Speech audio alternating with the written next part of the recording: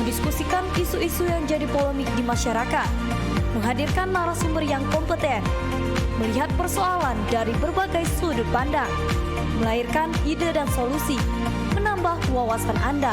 Kami menyediakan satu kursi kosong khusus untuk Wali Kota Tanjung Pinang, Rahma. Dan kehidupan yang layak, sandang, papan, pangan, kan gitu. Ya. Jadi harus ada proteksi, jadi seperti itu. Oke.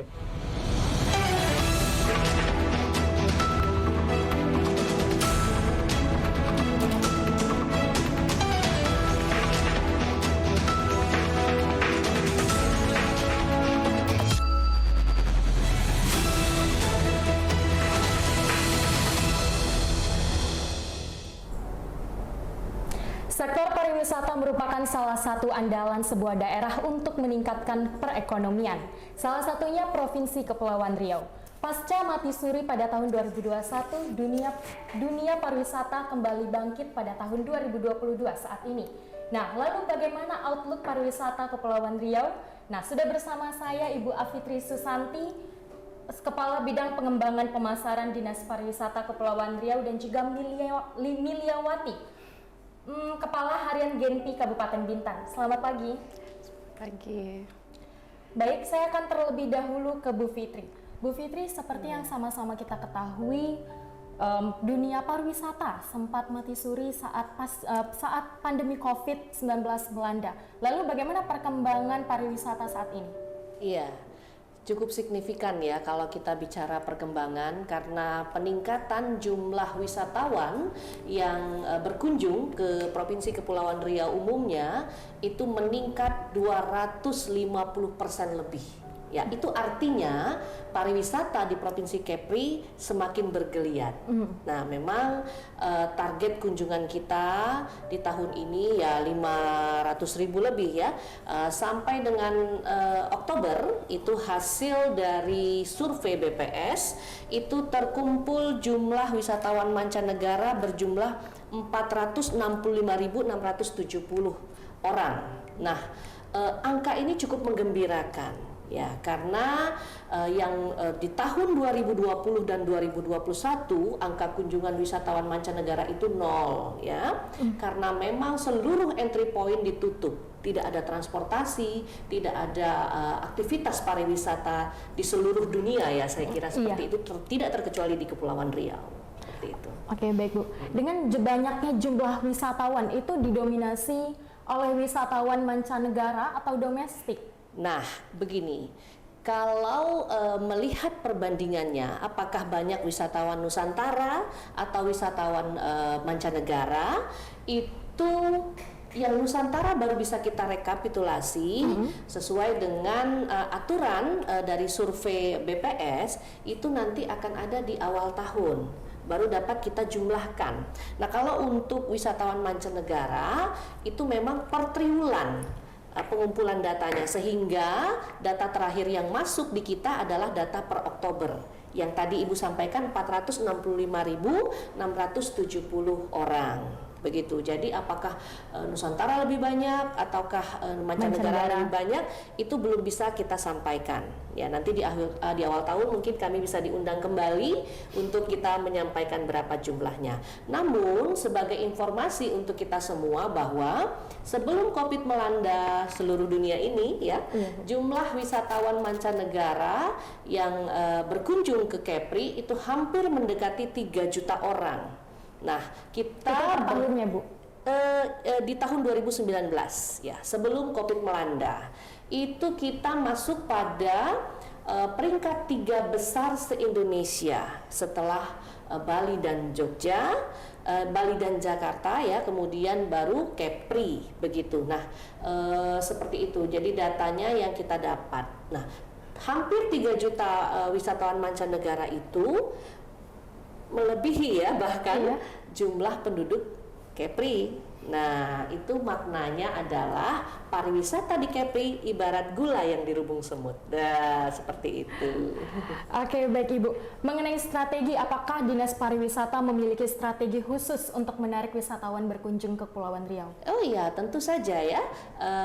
Pemerintah Provinsi Kepulauan Riau melalui Dinas Pariwisata Provinsi Kepulauan Riau bermitra dengan seluruh asosiasi yang ada yang bergerak di bidang pariwisata. Kita membuat satu skema, ya skema itu yang kita sebut tourism linkage. Ya, tourism linkage ini dibuat dalam rangka untuk bagaimana alur wisatawan itu menuju destinasi pariwisata yang ada di seluruh Kepulauan Riau ini, tentu saja bersama asosiasi, begitu asosiasi di bidang pariwisata. Begitu, tidak terkecuali kita membuat event-event yang itu menjadi salah satu minat dan daya tarik. Nah, karena ketika ada event, kemudian ada bazar di sana, ekonomi kreatif bergerak dan kemudian ekonomi bergeliat. Oke, kira baik. seperti itu. Untuk event sendiri Dinas Pariwisata sepanjang 2022 sudah melakukan event apa aja, Bu? Mengadakan event apa saja? Sudah ada 300 lebih event yang kita lakukan dari bulan Januari hingga Desember ini. Nanti yang menutup tahun ada di Bintan, itu ada Kasmaran. Nah, itu lari bersama-sama, yang itu sebenarnya lari berpasangan ya, Kasmaran begitu ya. Nah, itu akan menutup satu event sport tourism di ujung tahun 2022 ini. Oke, baik. Kita beralih ke Kamili. Kamili, kalau menurut dari pandangan Genpi sendiri, potensi pariwisata di Kepulauan Riau itu apa, Kak?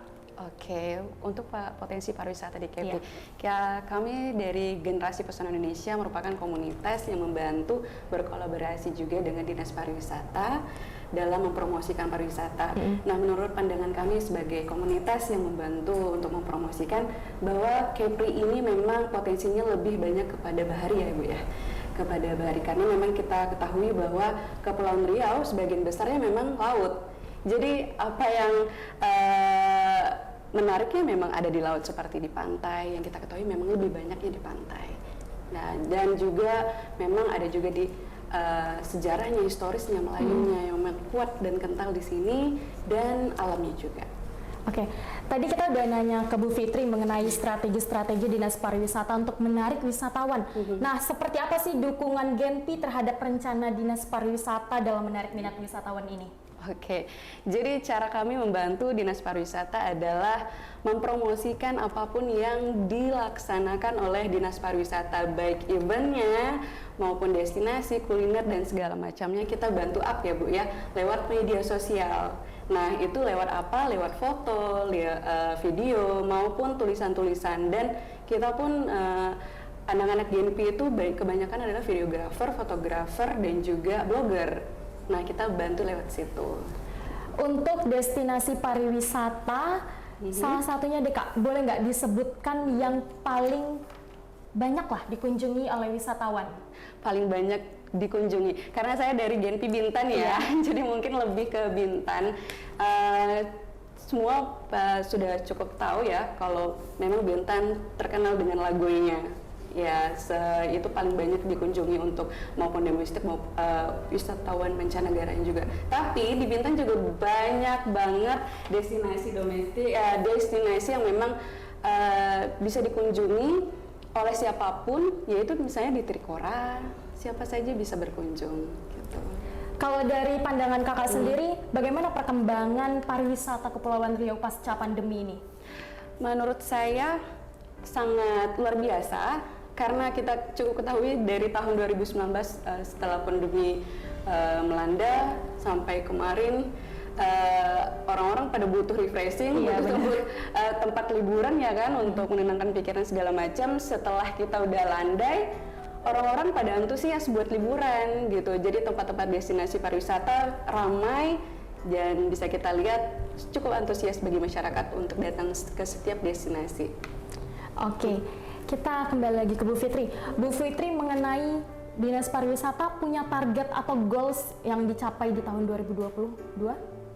Oh iya, ya. Jadi selain jumlah kunjungan, juga jumlah event yang dilaksanakan, kemudian kebijakan-kebijakan atau regulasi dari pemerintah pusat yang diterapkan untuk Provinsi Kepulauan Riau ya.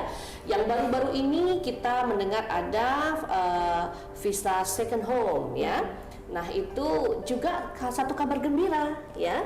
Kalau kita merunut ya dari awal tahun itu ada pencanangan travel bubble sebagai pilot project untuk mencoba apakah bisa dibuka pariwisata gitu ya. Nah jadi di Indonesia, jadi dibukalah Batam, Bintan dan Bali. Nah itu merupakan langkah awal angin segar untuk dunia pariwisata khususnya di Kepri. Nah berangkat dari situ kemudian melalui uji coba ternyata skema ini berubah menjadi VTL gitu ya, Vaccinated Travel Line begitu. Kemudian berubah lagi dan semakin longgar, namun ada sedikit kendala di visa on arrival. Nah sekarang berkat kerjasama semua pihak ya, juga didukung penuh oleh gubernur kita, kemudian bersama-sama kementerian. Tentu saja menghasilkan berbagai macam kesepakatan melalui berbagai pertimbangan. Nah muncullah yang namanya visa second home itu tadi gitu. Nah kalau untuk ini nanti mungkin ada part sendiri ya kita bicaranya. Namun target-target yang diharapkan oleh pemerintah Provinsi Kepulauan Riau melalui Dinas Pariwisata sejauh ini sudah cukup memuaskan dan mencapai apa yang kita harapkan. Oke, Bu, boleh dijelaskan sedikit mengenai visa second home? Nah, ini yang tadi saya sampaikan, ini part sendiri nantinya ya. Jadi hari ini kita bicara tentang bagaimana outlook pariwisata dan refreshing tentang 2022. Nah, kalau perjalanan panjang memperjuangkan bagaimana kemudian dari visa on arrival menjadi visa second home, dan harapannya sebenarnya akan kembali seperti dulu, free visa begitu. Nah, seperti itu. Oke, pemirsa kita rehat sejenak dan akan kembali sesaat lagi.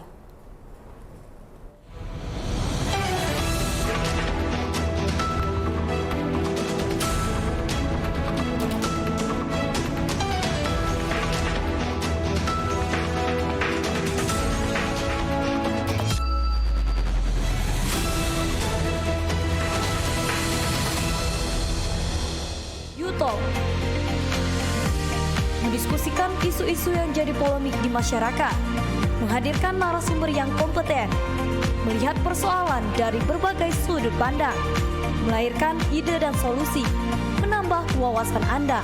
Kami menyediakan 1 kursi kosong khusus untuk Wali Kota Tanjung Pinang, Rahma. Dan kehidupan yang layak, sandang, papan, pangan, kan gitu. Jadi harus ada proteksi, kira-kira seperti itu. Oke.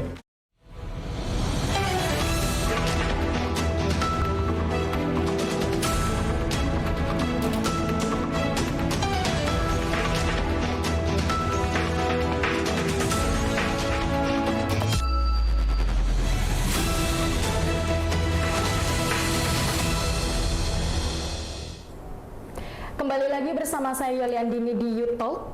Oke, Bu Fitri, boleh disebutkan event apa saja yang akan diadakan oleh Dinas Pariwisata di tahun 2023? Iya, kita refleksi dulu ya. Iya. Di tahun 2022, event-event yang telah kita laksanakan itu hampir 300 lebih event yang terdaftar di Dinas Pariwisata Provinsi Kepulauan Riau. Ada juga event-event yang kemudian nyelip gitu ya, maksudnya event baru yang belum kita data pada awal tahun tetapi terlaksana dengan baik yang dilaksanakan oleh kabupaten dan kota. Kalau di total mungkin 500 lebih event, seluruh Kepri melaksanakannya. Kita lihat event-event yang dilaksanakan di mal-mal saja sudah ratusan ya. Kalau kita lihat di Batam, di Tanjung Pinang, kemarin baru selesai Asparnas Kepri Festival tahun 2022, itu 60.000 pengunjung yang hadir. Itu luar biasa dengan perputaran uang lebih kurang 1 miliar. Nah itu angin yang segar sekali untuk membangkitkan ekonomi. Iya, membangkitkan ekonomi melalui event. Nah kemudian 66 yang terdata ya sport tourism, ya artinya event sport gitu ya. yang ada di tahun 2022 ini. Nah, kemudian di tahun 2023 ada apa? Ya, kita tentu saja yang sudah ada kita maintain dengan baik, mungkin akan berulang di tahun 2023 dengan event-event yang lebih menarik lagi ya. Salah satunya tetap ada Tour de Bintan ya, itu yang terus ya, sport tourism, event-event kalau di Batam ada Kenduri Seni Melayu. Ya, di Tanjung Pinang ada Tanjung Pinang Festival itu, kemudian di Karimun, di Lingga, di Anambas dan Natuna juga sudah menyiapkan berbagai macam event ya. Di Natuna ada Geopark ya, festival Geopark dan sebagainya dan seterusnya gitu. Jadi untuk event di tahun 2023 yang sudah masuk per tanggal hari ini itu sebanyak 145 event. 145 event? Ya, itu yang sudah masuk di kita untuk tahun 2023. Ini akan bertambah terus. Ini belum habis tahun 2022 aja sudah ada event, sudah masuk ya, begitu. Nah, kemudian kita juga kemarin dikurasi oleh Kementerian Parekraf terkait dengan Karisma Event Nusantara. Nah, di Karisma Event Nusantara ini ada beberapa event yang dikurasi. Nah, kita akan berharap sekali adalah 2 atau 3 event dari Provinsi Kepri yang masuk dalam KEN ini, begitu. Oke, Bu, boleh dijelaskan secara singkat KEN itu apa? Karisma Event Nusantara. Karisma Event Nusantara. Karisma Event Nusantara ini adalah event yang sangat bergengsi ya, yang itu memang melalui tahapan-tahapan seleksi sesuai dengan standar yang telah ditetapkan oleh Kemenparekraf. Nah, ini yang mengkurasi juga orang-orang yang ahli di bidang seni pertunjukan, di bidang budaya, di bidang event organizer dan yang lainnya, begitu. Jadi memang muatannya itu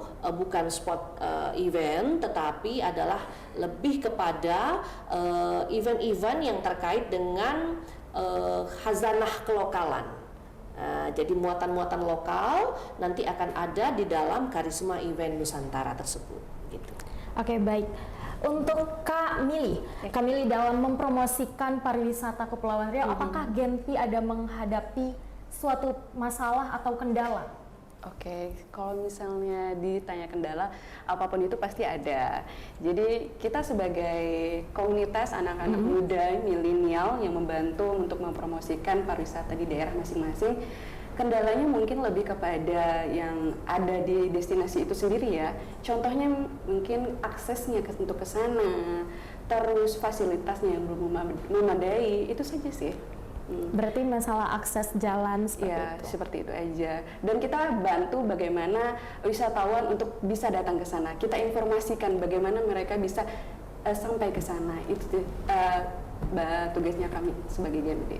Oke, tanggapan Bu Fitri terhadap kendala yang dihadapi oleh Genpi mengenai promosi pariwisata seperti apa? Ya, memang kita tahu bahwa 96% Provinsi Kepulauan Riau ini terdiri dari lautan ya, 4%-nya daratan. Sehingga memang yang menjadi salah satu faktor kendalanya adalah transportasi, karena medan yang jauh ya, terbatas oleh pulau-pulau, dibatasi oleh lautan dan sebagainya. Itu kendala transportasi menjadi salah satu hal yang harus kita pikirkan solusinya bagaimana, begitu. Jadi antar pulau, antar destinasi pariwisata saat ini kita memang belum ada yang namanya direct flight ya, dari luar negeri menuju Kepri langsung begitu. Padahal kita tahu bahwa kita sudah punya bandara internasional ya yang ada di Batam. Ya, itu dibuktikan dengan bandara kita menjadi embarkasi haji. Artinya bandara kita saya kira sudah cukup layak dan mampu untuk menampung dan menerima wisatawan langsung dari luar negeri melalui direct flight dari negara yang mungkin menjadi negara asal dari pengunjung yang akan masuk ke Kepri, begitu. Jadi memang kita membutuhkan infrastruktur di bidang transportasi ini. Ini menjadi hal yang cukup menyita perhatian pemerintah Provinsi Kepri, yang itu juga menjadi salah satu tugas dari Dinas Pariwisata bagaimana memberikan atau mencarikan solusi terbaik untuk hal ini, begitu. Untuk Kak Mili, bagaimana kinerja Dinas Pariwisata? Untuk kinerja Dinas Pariwisata tentunya luar biasa karena Dinas Pariwisata terus gencar untuk membangkitkan kembali pariwisata kita maupun ekonominya juga. Itu sangat-sangat cukup masif ya Bu ya. Dengan berbagai usaha, dengan berbagai event dan untuk cara-cara strategisnya untuk menarik lagi wisatawan mancanegara maupun domestik datang kembali lagi untuk menikmati Kepulauan Riau. Harapan Kamili terhadap pariwisata pada tahun 2023 apa Kak? Harapan kami, saya sebagai komunitas adalah pariwisata Kepri bangkit dengan wajah yang baru lagi, dengan semangat yang baru lagi, bahkan kita tuh punya potensi yang cukup luar biasa dibanding tempat yang lain. Event kita juga sudah cukup terkenal baik di domestik maupun mancanegara. Jadi ini akan kembali lagi memulihkan ekonomi dan kembali lagi wisatawan kita naik lagi seperti dulu. Oke, baik. Kalau harapan Bu Fitri? Iya, tentu saja ya secara pribadi saya sebagai insan pariwisata berharap sekali agar dunia pariwisata semakin bergeliat khusus.